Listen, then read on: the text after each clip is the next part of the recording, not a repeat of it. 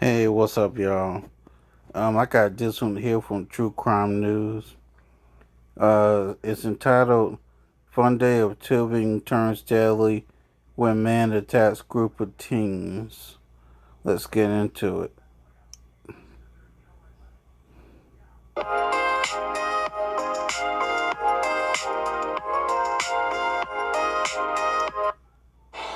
Hi, everyone. Welcome to True Crime News. We begin with a gruesome caught on camera attack that left a teenager dead and others injured. The horror unfolded on what was supposed to be a fun day of tubing along the Apple River in Wisconsin. It started as a fun summer day floating along the Apple River in Wisconsin, close to the Minnesota border. Somebody slump on the river, bro. How you slump? How the hell you slump on the river? But the day filled with friends, drinks, and sunshine would quickly turn tragic. What is he on? When a man approaches a group of young people floating on inner tubes. Hey, bro, get away. Get away, bro. Oh, God. Leading to a violent confrontation. And a deadly turn. Oh, my God. Oh, my God, what the... All I can say, it was self-defense. There were lots of people that came on to me. Leaving 5 people stabbed and 1 teenager dead. I looked and I saw Isaac's hair laying on the riverbank. I knew it was him. 17-year-old Isaac Schumann, an honor roll student from Stillwater, Minnesota, had planned a day of golf with a friend. He loved to golf. I lived him on the golf course and he golfed almost every day. But Alina Hernandez says her son's plans changed when a group of friends asked him to head over to the Apple River. I was out on the deck having coffee with my sister-in-law and he came out and said, some of the guys are going tubing on the river and I think I'm going to do that until we can go golfing. The Apple River in Wisconsin is a popular spot to beat the heat during the summer months. It appeared to be one of those typical kind of fun summer days. A bunch of kids out on the lake. They've got their inner tubes. Legal analyst Josh Ritter says cell phone video captured the moment that changed everything. And unfortunately that day, everything really turned tragic.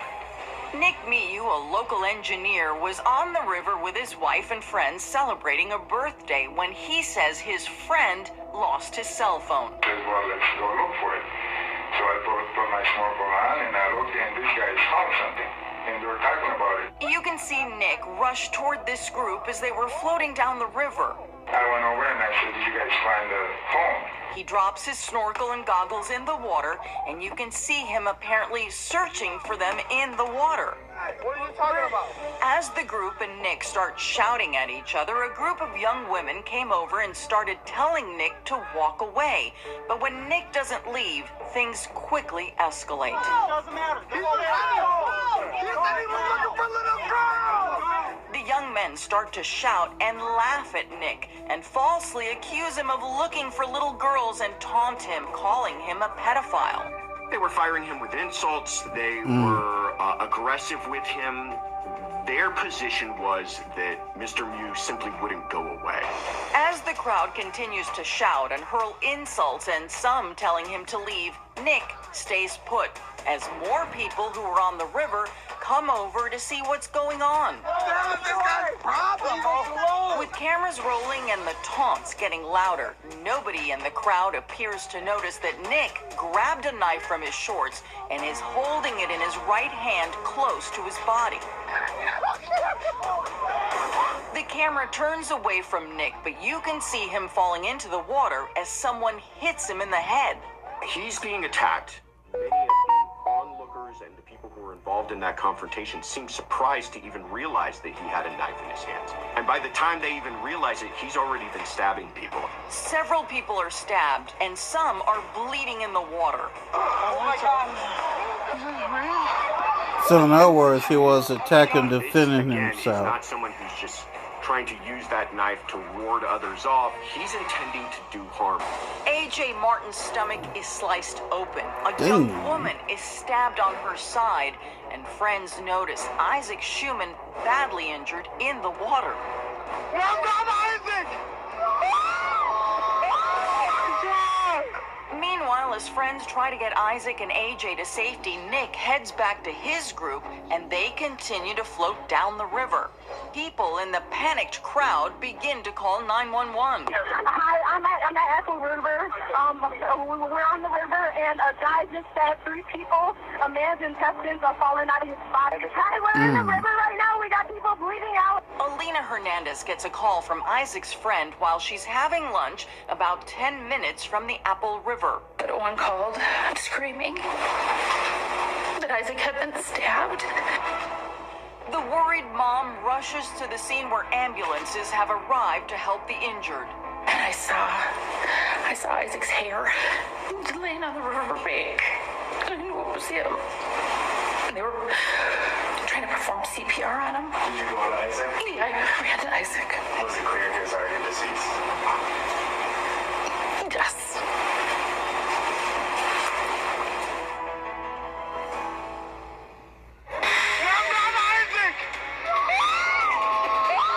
Chaos on the river after a bloody confrontation leaves everyone trying to understand the severity of it all. Oh my God! Oh my God! Oh my God! Oh my God! Oh my God! But as emergency services are called, Nick Miyu left the scene, rejoining his group, and started floating back down the river. Take a picture and save it. You can hear the ambulance and police sirens in the background as the group continues to float along like nothing has happened. Registering multiple films may seem like a challenge, but there are a few tricks to get the job done. Before you start using your films, do a film check. Layer the films together and check for any mistakes or inconsistencies. Bad films can cost a lot of time if you don't. Happened. As sheriff's deputies urgently search for Nick Miyu. He realized that things got tremendously out of hand. Blood is filling the water. He flees from the scene. Nick is spotted and detained downriver. What's your name? Nick. Nick what? Nick Mew. He's placed in a patrol car, and a few minutes later, he starts telling his version of events. I hear somebody got stabbed. And I fit the description. Yes, you do. All right. Yep, so we're working through that now. Did you see that fight on the river? I heard about it. You heard about it? Yeah, and I seen people gather around it. Okay. And this dude lied about it. You lying sack of shit. He pretends to have nothing to do with the stabbing that You killed lying sack of 17-year-old Isaac shit. Schumann. AJ Martin was fighting for his life after being stabbed in the stomach. Several others were also stabbed and needing urgent care. Miyu is taken into custody. He hit me, and they were on top of me, and I don't remember anything after that. I just remember I ran away. I ran away to my group. And initially he says he's not involved at all. His story changes a couple of times as he's being interrogated. All I can say, it was self-defense. Self-defense. There were lots of people that came on to me. But in the cell phone video, the only person who had a knife was Nick Miyu in his right hand, held by his waist. The cell phone video was the centerpiece of the prosecution's It entire was. The more Nick speaks in his interrogation, the more lies he tells about the confrontation. He was so close, and one had it in his hand, so I took his hand and I bent it, and I poked him with his own hand. And then I took it from his hand, and then I went and swung like this. So I don't know what hit. I just know that. Really, man? But with so much cell phone video available, his story doesn't hold water, and his lies muddy his claims of self-defense. Nick Miyu is charged with the homicide of Isaac As he Schumann should have been and charged. endangering the safety of those he injured. Where it turned to the criminal and where law enforcement and prosecutors got involved was when he produced that knife, causing the death of one person, severe injury to others. Yep. Do you have a scar? Yeah, quite a big one. Damn. It stops right there. That had to be a hunting knife. There ain't no way that's no ordinary pocket knife. testifying about trying to help his friend Isaac Schumann while in the water. I decided I needed to hold pressure onto the wound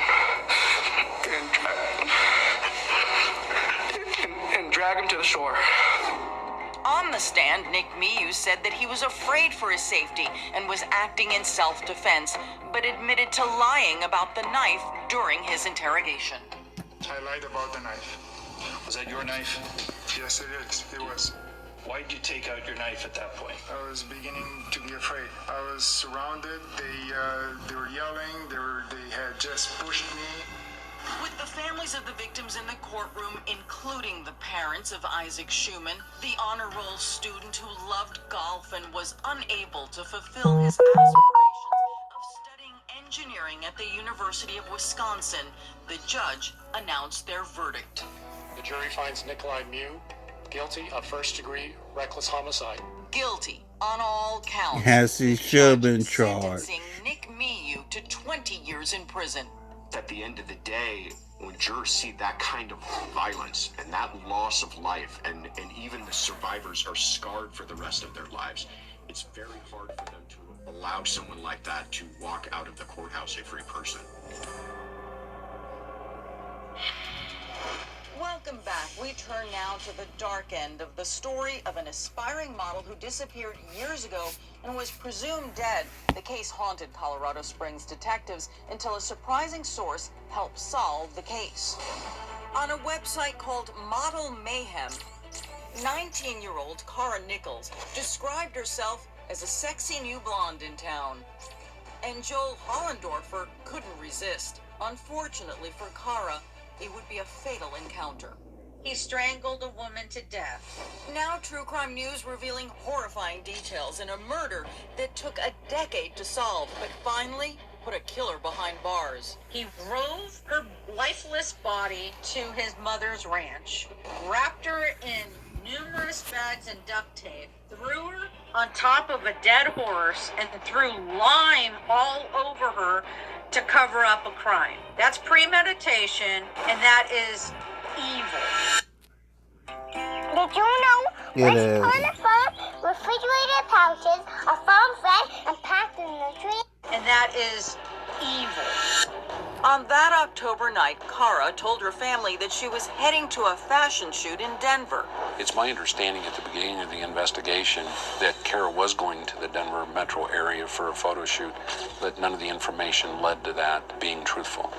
The truth, Cara was actually working as an escort. Cara's mom, Julie, says like many teens, Cara had rebellious years in high school, but was trying to turn her life around far from her family home in Chicago. The last conversation I had with her, I remember trying to encourage her, if not beg her, to come back to us. I just remember wanting so badly to get her back. I think modeling for Cara was a mask, was a way to step into a different identity. Whether Cara was actually headed to a modeling job was unknown, but her family could have never guessed that evening would lead to devastating heartbreak. Her friends alerted us that she was not picking up her phone, she was not answering text messages or messages on Facebook or social media, and that's when we became very worried. Cara's older brother filed a missing persons report at the local sheriff's department, where he felt dismissed from day one. He was told to just sit tight, that she was an adult, and they didn't want to be needlessly alarmed. Frustrated, the Nichols family sought help from Michelle Bart of the Women's Coalition Against Violence and Exploitation, a group that shares information on hundreds of missing persons cases. The family wanted answers. They deserved answers. Their daughter deserved to be looked for. And we took it national. Cara's parents flew to Colorado Springs to join the search. In Cara's bedroom, they find clues. Her professional makeup case was still there, along with her laptop, a phone charger, and nearly $300. Cara's cell phone records from that night eventually led police to a man named Joel Hollendorfer. He tells police that he and Cara texted but never hooked up that night. Her cell phone data says otherwise, putting her very close to where he lived on his parents' farm. But when investigators search the property using cadaver dogs, they find nothing. With no solid leads, Kara's case quickly grew ice cold. Imagine being a parent and knowing that their child has disappeared and doesn't know what happened to them, or they've been murdered and don't know what happened to them. That's a loss that you can't fill. So we continue on. We won't stop. Then, nearly a decade later, and by sheer chance, Hollendorfer is picked up on an unrelated warrant. When police ask him about Kara, he still denies any involvement. But this time, detectives track down his ex-wife, Christina, and she drops a bombshell, telling them Joel once confessed he accidentally strangled an escort while they were having sex in his car and buried her body in a horse grave on his parents' property, all while married to Christina. An FBI evidence response team again searches the farm, this time focused on a specific spot. And there, 3 feet down, they find a black plastic bag. Inside, a human hand and human remains. It's Kara. They'll never get over this. Hollendorfer was charged with second-degree murder, but at his trial, the family grew furious, saying that Kara's character was on trial more than her killer's. The whole entire 2-week trial was all about how she was on a site, or how she dressed, or the drug use. A jury saw through that, but only convicted Hollendorfer of the lesser charge of manslaughter. For Kara's parents, it was yet another wound to their scarred hearts. Now, the family vows to make sure this killer serves every minute of his 24-year sentence. And they've called upon police to dig up the rest of his parents' property. I think if other evidence is discovered about his way of life, that's how he'll be able to never see daylight.